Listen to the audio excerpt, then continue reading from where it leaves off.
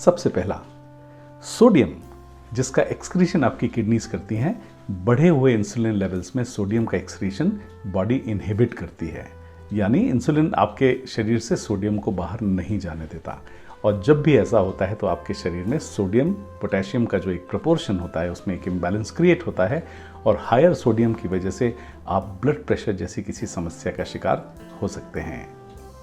Sodium बढ़ने तक तो ठीक था, लेकिन जब भी आपकी बॉडी में सोडियम का रिटेंशन होता है, वाटर ऑलवेज फॉलोज सोडियम, यानी पानी हमेशा सोडियम के साथ जुड़ा हुआ होता है।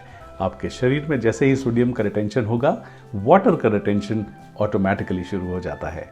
और ये एक ऐसी प्रक्रिया है जिसकी वजह से आपके ब्लड वॉल्यूम में बढ़ोतरी होती है और ब्लड वॉल्यूम बढ़ने की वजह से आप हाइपरटेंशन जैसी किसी कंडीशन का शिकार होते हैं। ब्लोटिंग जैसी चीज़ों का फील करना तो बहुत ही आम बात होती है। और वाटर वेट जिसको आप कहते हैं, कभी कभी आपने देखा होगा, आपके साथ काफ़ी लोग इस बात को कहते हैं कि वो बहुत ब्लोटेड और बहुत हैवी महसूस करते हैं, लेकिन उनमें मसल की कमी होती है। तो आप आमतौर पर देखेंगे वाटर रिटेंशन उनमें काफ़ी होता है। इंसुलिन आपके शरीर में सिंपैथेटिक नर्वस सिस्टम को इंड्यूस करता है या अपरेगुलेट करता है, यानी उसको ट्रिगर करता है बहुत जल्दी।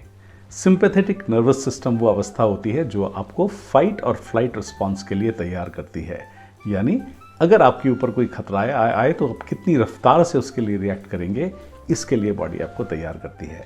और जैसे ही सिंपैथेटिक नर्वस सिस्टम एक्टिवेट होता है और आप में वो अलर्टनेस आती है फाइट और फ्लाइट के लिए, आपके स्ट्रेस हार्मोन्स में भी बढ़ोतरी होती है, यानी कॉर्टिसोल और एपिनेफ्रिन जैसे हार्मोन्स की।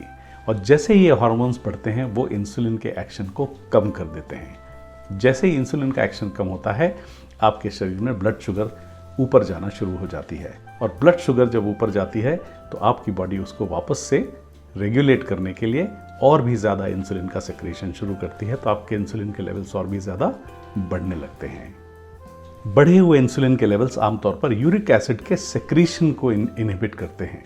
और जब आमतौर पर यूरिक एसिड के बढ़े हुए लेवल्स होते हैं, वो इंसुलिन के बढ़े हुए लेवल्स के साथ कोइंसाइडिंग पाए जाते हैं। यदि आपके इंसुलिन लेवल्स हाई हैं तो यूरिक एसिड के सीरम लेवल्स हाई होने की संभावनाएं काफ़ी बढ़ जाती हैं।